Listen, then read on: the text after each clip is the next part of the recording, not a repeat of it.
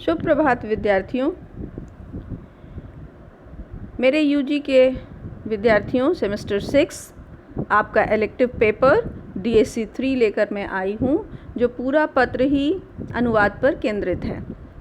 हम लोग इसमें बातें कर रहे थे अनुवाद की परिभाषा पर, और अनुवाद की परिभाषा पर बात करते हुए हम लोगों ने देखा था कि पाश्चात्य चिंतन के अनुसार अनुवाद की क्या परिभाषा कही गई है, विभिन्न विद्वानों ने किस तरह की परिभाषाएं दी हैं और अनुवाद को किस तरह से पाश्चात्य चिंतन धारा में परिभाषित किया गया है।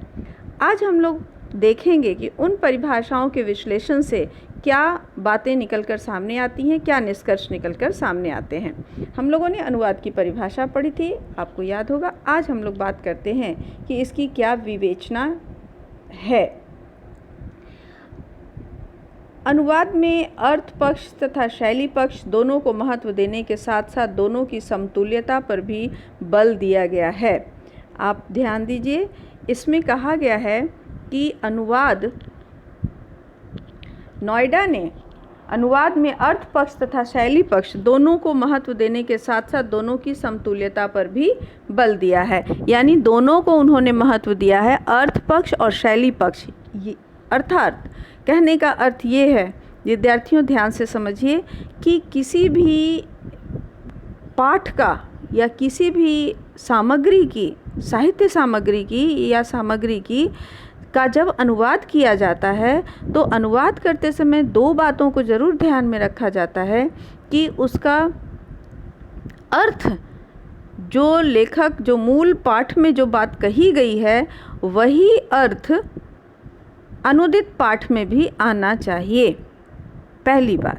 दूसरी बात, जिस शैली में बात को कही गई है वह शैली भी अनुदित पाठ में आना चाहिए। यानी इन दोनों में समतुल्यता होनी चाहिए, दोनों में बराबरी होनी चाहिए। किस किस स्तर पर बराबरी होनी चाहिए? पहला तो अर्थ के स्तर पर और दूसरा शैली के स्तर पर। तो इन दोनों अर्थों पर, इन दोनों पक्षों के स्तर पर अनुवाद में समतुल्यता होनी चाहिए। किसमें? जो मूल पाठ है उसमें और जो अनुदित पाठ है उसमें, इन दोनों में समतुल्यता होनी चाहिए। चलिए अब बात करते हैं दूसरी बिंदु पर। जहां नायडा ने अनुवाद में मूल पाठ के शिल्प की तुलना में अर्थ पक्ष के अनुवाद को अधिक महत्व दिया है, वहीं कैटफोर्ड ने अर्थ की तुलना में शिल्प संबंधी तत्वों को अधिक महत्व देते हैं। अब नोएडा क्या बोलते हैं कि अर्थ बहुत महत्वपूर्ण हिस्सा होता है किसी भी पाठ का। कोई भी आप कविता पढ़िए या कहानी पढ़िए या निबंध पढ़िए, तो उसका जो मूल अर्थ होता है, उसका जो मूल तथ्य होता है वह ज़्यादा महत्वपूर्ण होता है, ऐसा नायडा महोदय कहते हैं। ठीक है, लेकिन कैटफोर्ड महोदय का ज़्यादा बल जो है वो शिल्प पर है। कैटफोर्ड महोदय कहते हैं कि शिल्प जो है वो ज़्यादा महत्वपूर्ण होता है और अनुवाद करने वाले को शिल्प की समतुल्यता पर अधिक ध्यान देना चाहिए। अर्थात अगर कोई कविता कह रहा है और उसका अनुवाद अगर आपको करना है तो आप उसको कविता के शिल्प में ही कीजिए, जिस शिल्प में वो किया गया। अगर दोहा है तो दोहा में ही कीजिए, अगर सवैया है तो सवैया में ही कीजिए। ऐसा कैटफोर्ड महोदय का सुझाव है। ठीक है, अब आइए तीसरे बिंदु पर हम लोग बल देते हैं। सैमुअल जॉनसन ने अनुवाद के भावों की रक्षा की बात कही है, तो न्यूमॉक ने अनुवाद कर्म में शिल्प को निहित संदेश, शिल्प मानते हुए निहित संदेश को प्रतिस्थापित करने की बात उन्होंने कही है, न्यूमॉक ने। यानी यहाँ पर जो तुलना किया गया है उसमें सैमुअल जॉनसन ने अनुवाद में भावों की रक्षा की बात कही है। जॉनसन क्या बोलते हैं कि जो मूल पाठ का जो भाव है, उस भाव की रक्षा अनुदित पाठ में होनी चाहिए। जब हम किसी चीज़ को अनुवाद करते हैं तो जो नया अनुदित पाठ जो तैयार होता है उसके भाव जो मूल पाठ हैं उसके अनुकूल होना चाहिए, यानी दोनों पाठों के मध्य भावों की समतुल्यता होनी चाहिए, क्योंकि पाठ का अर्थ जो है वो भाव में ही छुपा होता है, ऐसा सैमुअल जॉनसन मानते हैं। तो न्यूमार्क कहते हैं कि शिल्प जो है वो बहुत महत्वपूर्ण होता है और शिल्प में बहुत सारे संदेश निहित होते हैं, तो शिल्प को अवश्य ध्यान में रखना चाहिए और शिल्प पर ज़्यादा बल देना चाहिए। यानी आप ये समझिए कि इन परिभाषाओं की विवेचना यदि हम करने चलेंगे तो दो बातें साफ हमारे सामने आती हैं। पहली बात तो ये है कि कथ्य, और दूसरी बात ये है शिल्प, और एक तीसरी बात भी आ गई भाव। भाव, अर्थ और शिल्प, ये तीन बातें आ गई। इनमें से कुछ लोगों ने, जैसे नोएडा महोदय ने अर्थ पर बल दिया है, तो कैटफोर्ड महोदय ने शिल्प पर बल दिया है। ठीक इसी तरह जॉनसन महोदय ने भाव पर बल दिया है, तो न्यूमार्क महोदय ने शिल्प पर बल दिया है। आगे देखें, कैटफोर्ड ने अनुवाद को पाठ सामग्री के प्रतिस्थापन के रूप में परिभाषित किया है। उनके अनुसार यह प्रतिस्थापन भाषा के विभिन्न स्तरों जैसे स्वन, स्वनिम, लेखिम, भाषा की वर्ण संबंधी इकाइयों, लिपि, वर्णमाला इत्यादि और शब्द तथा संरचना के सभी स्तरों पर होना चाहिए। कैटफोर्ड महोदय की बात को समझना बहुत आवश्यक है। वो बोलते हैं कि जब हम अनुवाद करते हैं तो ये अनुवाद मूल पाठ की दोबारा प्रस्तुति होती है ना। और जब हम दोबारा प्रस्तुति करते हैं तो इस बात का ध्यान रखना चाहिए कि वो स्वन यानी ध्वनि के आधार पर, स्वनिम यानी उसके विभिन्न ध्वनि के विभिन्न प्रकारों के आधार पर, और लेखिम जो लिखा हुआ है उसके आधारों पर, और इतना ही नहीं, वर्ण संबंधी इकाइयों और शब्द संरचना इत्यादि सभी स्तरों पर इस बात का ध्यान रखना चाहिए। ये एक बहुत जटिल बात है जिसको स्टूडेंट्स आपको समझना होगा। कैटफोर्ड महोदय जो बोलते हैं उनके अनुसार ये है कि किसी भी पाठ में प्रयुक्त शब्द, ध्वनि, रस इत्यादि बहुत महत्वपूर्ण होते हैं। अब ओज रस की कोई कविता है आपके सामने, मैं उदाहरण आपको दे रही हूँ। ओज रस की कोई कविता है और आप उसका जब अनुवाद करते हैं तो उसको शांत रस में कर देते हैं, या ऐसे शब्दों का प्रयोग कर देते हैं जैसे वो शांत दिखने लगता है, तो इसमें भाव भी उसका लुप्त हो जाता है और अर्थ भी अपना चमत्कार खो देता है, और फिर वो एक अच्छा अनुवाद, श्रेष्ठ अनुवाद की श्रेणी में नहीं रह जाता है। जैसे एक उदाहरण देखिए, जयशंकर प्रसाद की एक कविता आपने सुनी होगी, हिमाद्रितुंग श्रृंग से प्रबुद्ध शुद्ध भारती, स्वयं प्रभा समुज्जला स्वतंत्रता पुकारती। फिर से सुनिए, हिमाद्रितुंग श्रृंग से प्रबुद्ध शुद्ध भारती, स्वयं प्रभा समुज्जला स्वतंत्रता पुकारती। ये एक ऐसी कविता है जो कि वीर रस से है भरी हुई कविता है, और शब्दों का प्रयोग आप देख रहे हैं, हिमाद्रितुंग श्रृंग से। ये सारे शब्द जो अपने आप में एक ध्वनि पैदा करते हैं, ये ध्वनि ही इस कविता के भाव को प्रकट करती है।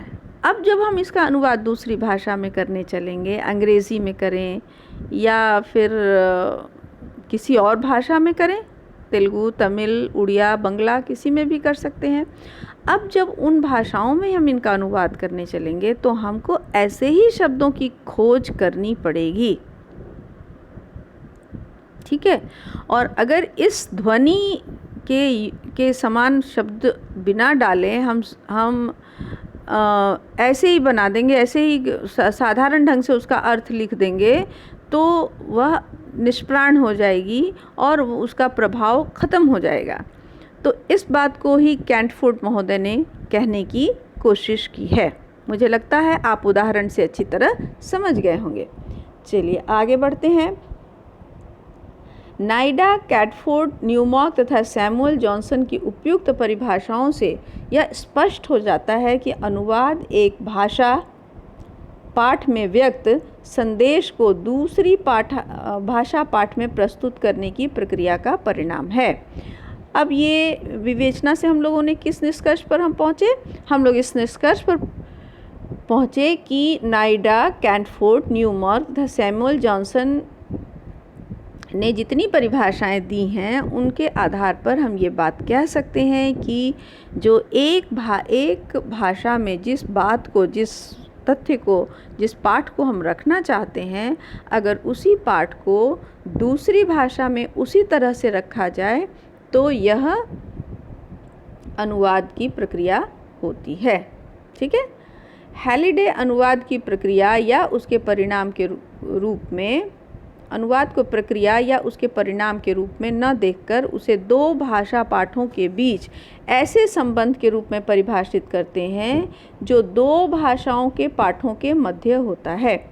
फिर से समझिए, हैलिडे के अनुसार ये अनुवाद की प्रक्रिया दो भाषा के बीच में एक संबंध है, यानी एक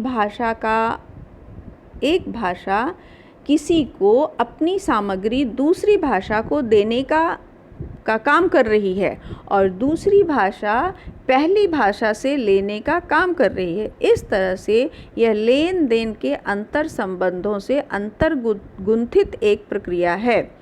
तो इसमें एक संबंध भी कायम होता है, यानी एक भाषा की सामग्री जब दूसरी भाषा में जाती है तो उनके साथ एक आंतरिक संबंध पैदा होता है। दूसरी भाषा इसकी सामग्री को ग्रहण करती है और उसे सुरक्षित और संरक्षित करती है। तो इसका मतलब क्या हुआ? दो तीन बातों पर ध्यान देना होगा हमको। पहली बात तो ये है कि अर्थ, शैली और भाव, ये तीन इसके मुख्य पक्ष होते हैं। ठीक है। अब हमको देखना है कि किसी ने अर्थ को महत्व दिया है, किसी ने शैली को महत्व दिया है, किसी ने भाव को महत्व दिया है, लेकिन हमको ये समझना है कि